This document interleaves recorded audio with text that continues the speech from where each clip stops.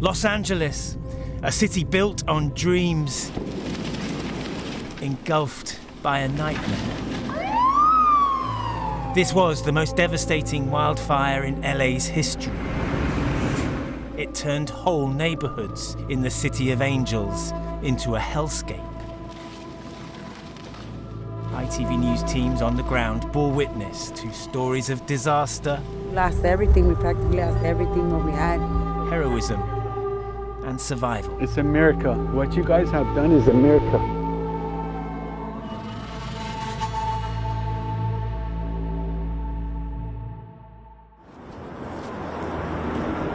It's 10:30 in the morning on Tuesday, January the 7th. Fire is sparked in the Santa Monica Mountains, very close to the glamorous, affluent enclave of Pacific Palisades on the west coast of Los Angeles.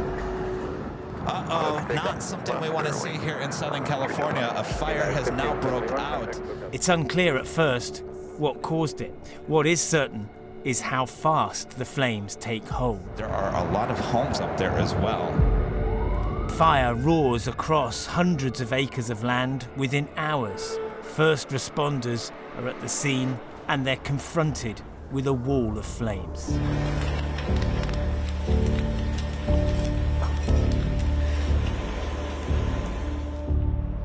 As black smoke starts to cover the sky, evacuation orders go out and families grab what they can and leave.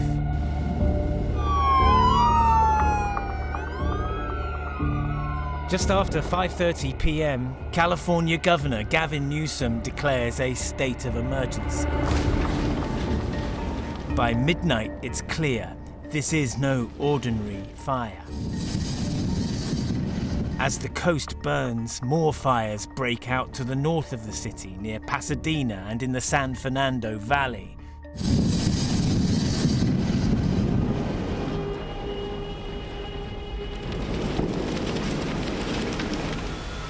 All right, dude. Now get out of here. Across the city, people are running for their lives. Gotta get out of here. You're gonna be okay, all right? You're gonna be okay.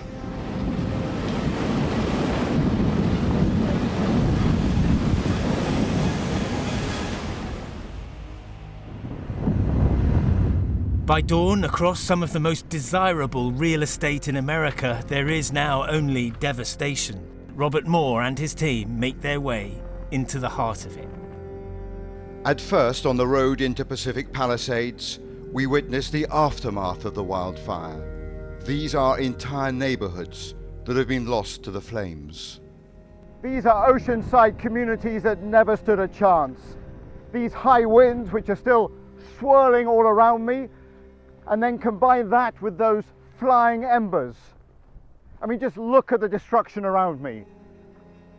And then combine that too with the bone-dry ground, and you understand why that was such a lethal combination.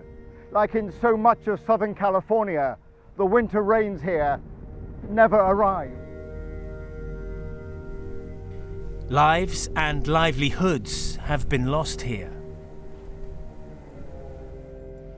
It's just devastating, absolutely unbelievable. Ray Church is a British plumber who moved to California 40 years ago. His business, a lifetime of work, has been wiped out. Even the name of his company, scorched and barely legible. Your emotion when you first came here and saw this? I was in tears with still choked up with my daughter right now. It's, it's a lot of hard work building a business, and seeing this, it's tough, very tough. Others who grew up in these neighborhoods are simply in shock. The Pacific Palisades is just a community. We have a lot of friends up there, family too, and it's devastating. I mean, this is just terrifying. Looks like a war zone, and it just overnight, everything's just taken out, and I don't even know what to say. In the land of the rich and famous, the homes of celebrities are not spared. They include those of Paris Hilton, Spencer Pratt, and the actor Cameron Matheson. It was just totally decimated. Our street, our block was pretty much nothing left. It looked like in many cases there was no houses ever built there. It was just decimated to nothing. While so many people must get used to the sudden disappearance of their homes, the fire rages on into a second day. We have well over 5,000 acres that have burned, and the fire is growing. We have no percentage of containment. Robert visits Haverford Avenue in the Pacific Palisades. Here, a number of properties and structures have been lost. And the embers are the risk, because they're flying. In fact, just here, to our left, is a house that is just ignited in the last few minutes since I arrived here. Embers landing on that roof. In less than 24 hours, the neighborhood gone, leveled, disappeared. Here, the firefighters we meet are making a last stand, under-resourced, facing strong winds, trying to save what they can. Save this one right here. You're going to try and save it. Good luck. Andy is a firefighter brought in from elsewhere. I think it's from the alley. To help bolster the team here. Have you seen conditions like this before in your life? I personally have not. The Thomas fire was pretty bad, but I haven't seen it like this. What makes this such difficult? What makes this so challenging? Is it the wind? The winds. The winds and the water. What's the problem with the water? We're running out of water.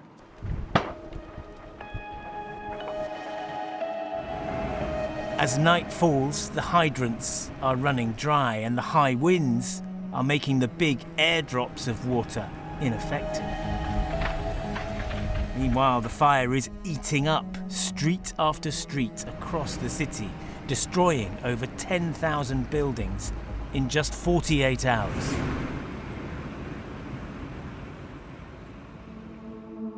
By Thursday morning, some people are going back to the homes they fled. One of these homes was this picture-perfect, all-American house belonging to Sarah, an engineer and mother of 5.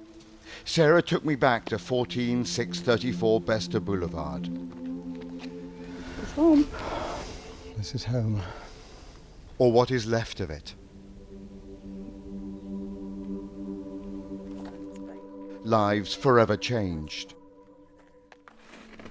Where do you draw that resilience and strength from?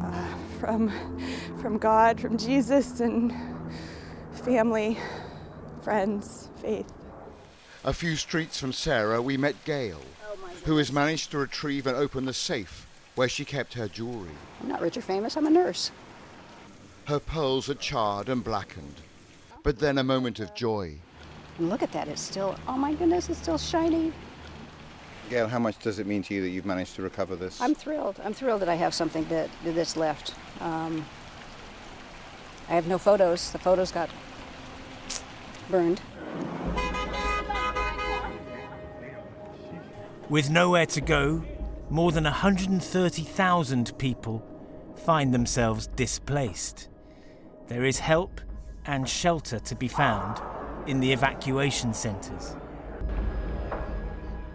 Meanwhile, the political dimension to the disaster is starting to take shape. America's president-elect has been quick to lay blame. This is a true tragedy, and it's a mistake of the governor, and you could say the administration. People are literally fleeing. People have lost their lives. This guy wanted to politicize it. I have a lot of thoughts, and I know what I want to say. I won't.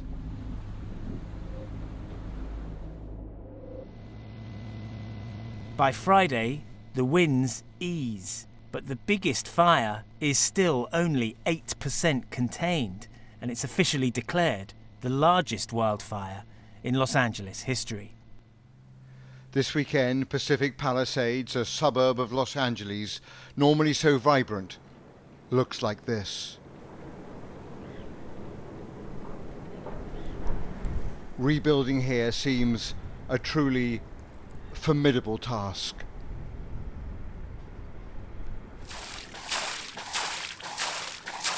But it is not a ghost town.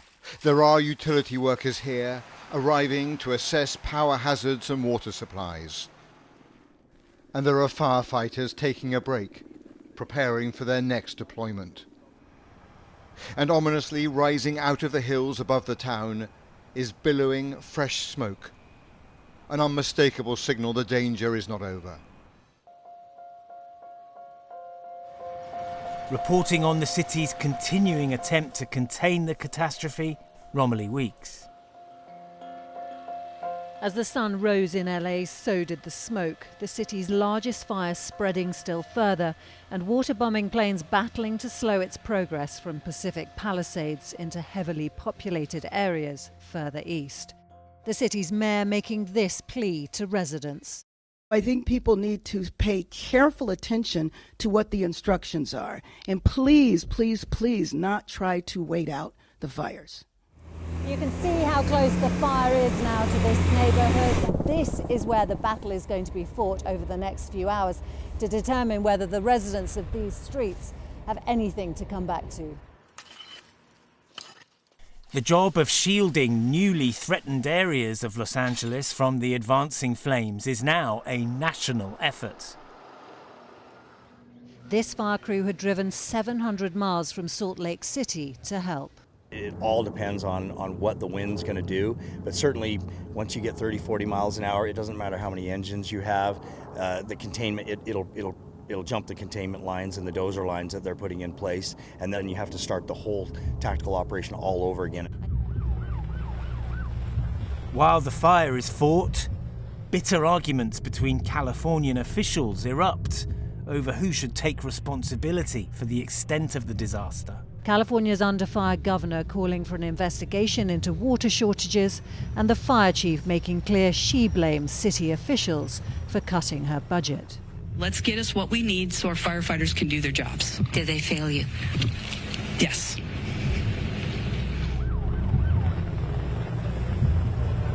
Yet more neighborhoods in Los Angeles are being evacuated. Tens of thousands of people are getting out. We've lived here 37 years, almost 38. In Encino, we found Georgia and Leonard, told they must evacuate and trying to pack a whole life into a few small bags. We saw the clouds of smoke and we went, we got to get out of here. Called the people across the street, said, come over and look at this. And their kids were already on the phone saying, you got to come back, you know. So everybody's gone now? As far as we know, yeah. By now, the military has moved in, locking down the hardest hit areas. A strict curfew is in force to try to stop looting and keep the potential for lawless chaos at bay.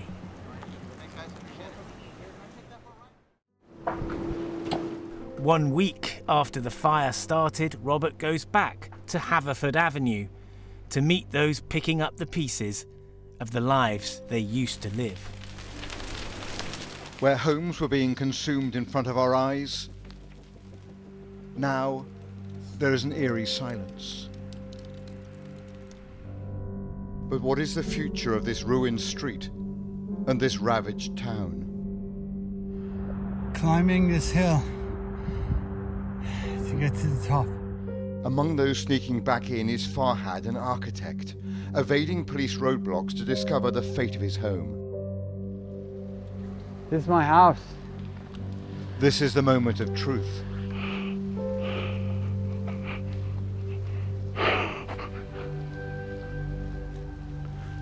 Thanks. Almost miraculously, it is untouched by fire.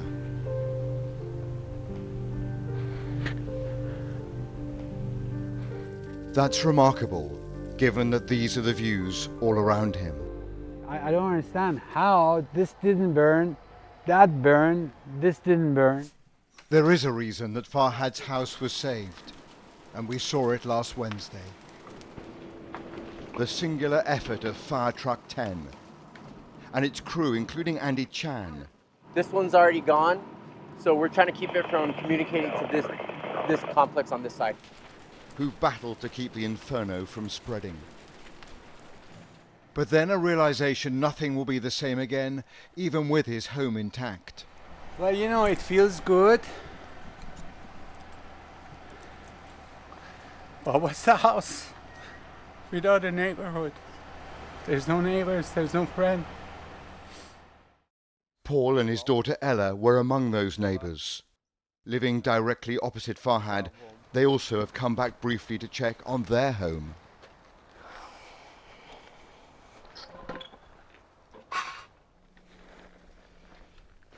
Used to be paradise. It's truly paradise lost. The randomness of the fire, why some homes survived and others were reduced to rubble, mystifies Paul as well. This is my neighbor Farhad, the really nice architect, and it's unbelievable that his building survived while mine burned to the ground. Nothing is left. Farhad is committed to staying. And he has a final request. Can he meet the firefighters who saved his house? We find Fire Truck 10 and Andy Chan a few miles away. I wanted you to meet this man. How you doing, sir?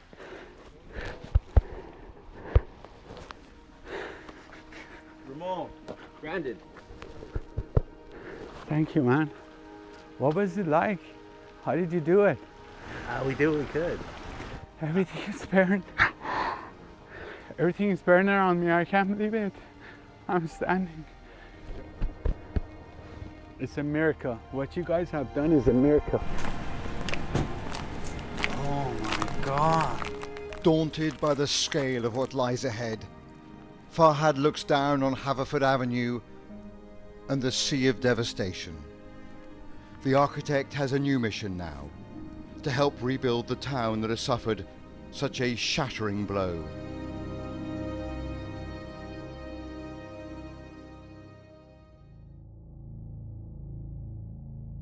The fires are now burning into a second week. And more fire crews are on the front line. Overnight, new fires did spark up to the north and east of the city, again perilously close to roads and buildings, but water dropped from above, and the work of crews on the ground has kept these blazes so far under control.